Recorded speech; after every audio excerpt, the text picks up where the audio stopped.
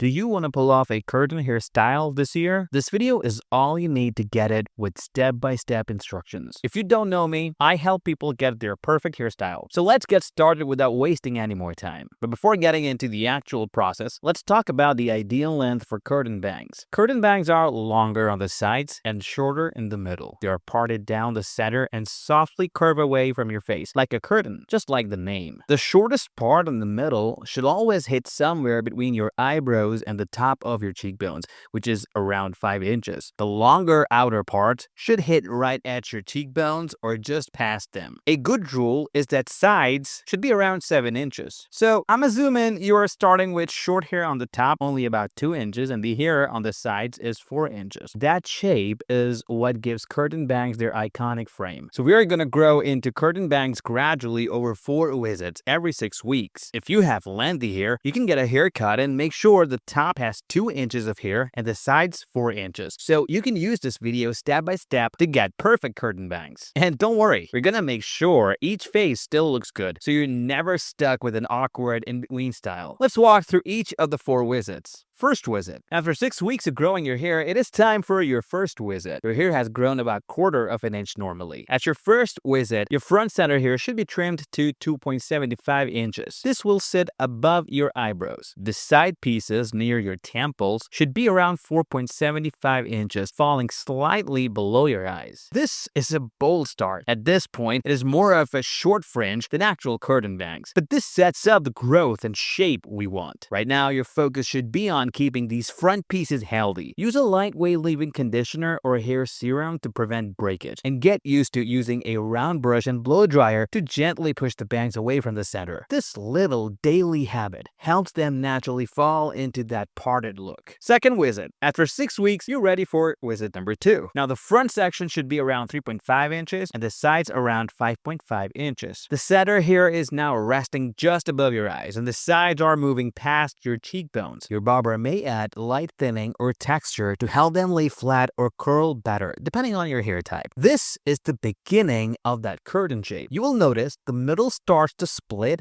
and feather outwards a bit more naturally. If it is not parting on its own, use your fingers or a tail comb to train the middle part. This is also a good time to check how your hair responds to styling. Use a blow dryer with a round brush or a flat iron with a twist at the end to give the bangs a soft bend. If your hair is thick or heavy, using a bit of texturizing spray at the roots will help lift the centers so it doesn't fall flat. Third visit. After another 6 weeks, it is time for the third visit. Now things are really taking shape. At visit number 3, your front center pieces are about 4.25 inches and the sides are 6.25 inches. The center is right around your eye level or slightly below, and the sides are brushing your cheekbones and jawline. Your barber will cut the middle section to eyebrow level and angle it out so that the sides gently touch or cover your cheekbones. The shape should be soft, layered, and feathered. By this stage, you will notice the bangs curve softly around the face. That's exactly what you want. This shape frames your eyes and gives your face a more elongated look. Styling now becomes easier. Start blow drying your bangs with a center part. Use a round brush to flick the front pieces slightly backward and away from your face. If you want a more relaxed, natural look, you can even scrunch in a little mousse and let them air dry with a curtain flow. If your bangs are feeling bulky, you can ask your barber to lightly thin them out using a razor or texturizing scissors. This keeps them light and airy without losing the shape.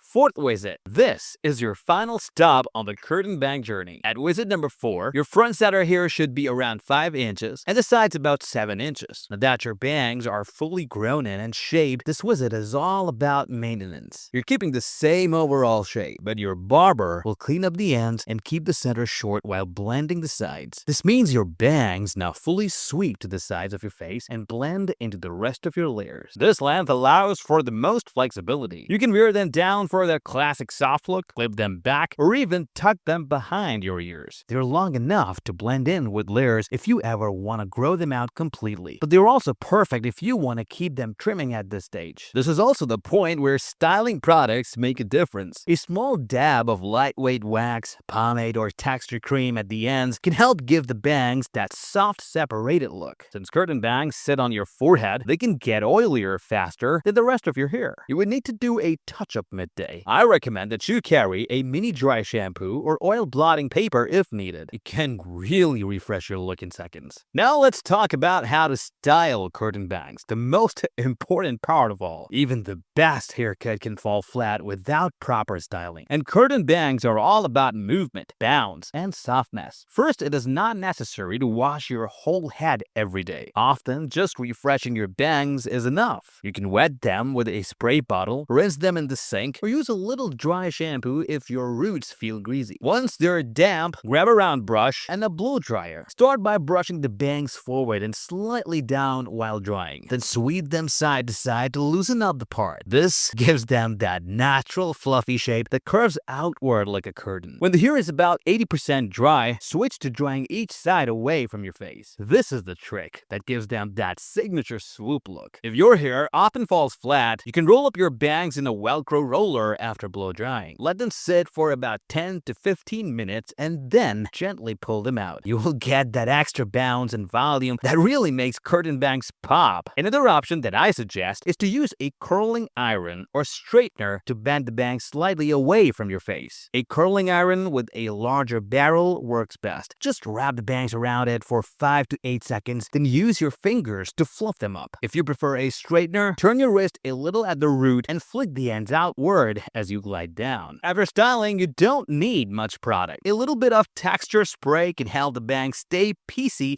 and defined. A light mist of hairspray will hold the shape in place. Dry shampoo is great, not just for oil control, but also for adding a little extra lift at the roots. You want your bangs to move naturally, so go light on any products that might weigh them down, like heavy oils or thick creams. Curtain bangs are super versatile, and once you get the hang of styling them, you will find endless ways to wear them. They look amazing with a messy bun, a sleek ponytail, loose beachy waves, or a half-up, half-down style. You can even pin the center pieces back for a slightly open look or use them to soften more structured hairstyles. Now, some of you might be wondering which face shapes and hair textures carry the curtain bangs best. Face shape plays a big role in how curtain bangs look on you. They work beautifully on oval faces, heart-shaped faces, square faces, and even long faces. If you have a round face, they can still work for you, especially if you keep them a bit longer to create the illusion of length. Curtain bangs look great on heart-shaped faces because they help balance a wider forehead. For square faces, the soft curve of curtain bangs helps reduce the appearance of strong jawlines. And for long faces, they help break up the length and add width across the forehead and cheeks. Your hair's texture also affects how curtain bangs will turn out. Curtain bangs works best for straight and wavy hair. If you have straight hair, styling it is usually straightforward and smooth. Wavy hair usually falls into place naturally, giving you that effortless look without much effort. If your hair is curly, you can still rock curtain bangs, but it is important to cut them dry and a bit longer than you want them, because curls bounce up once they dry. Thicker hair might need to be thinned out slightly so the bangs don't puff out, and finer hair can be layered to add movement and volume. And that's it. I've also made a free video series where I have discussed these topics in detail. If you're interested in going from finding your perfect hairstyle and actually rocking it, watch this series next.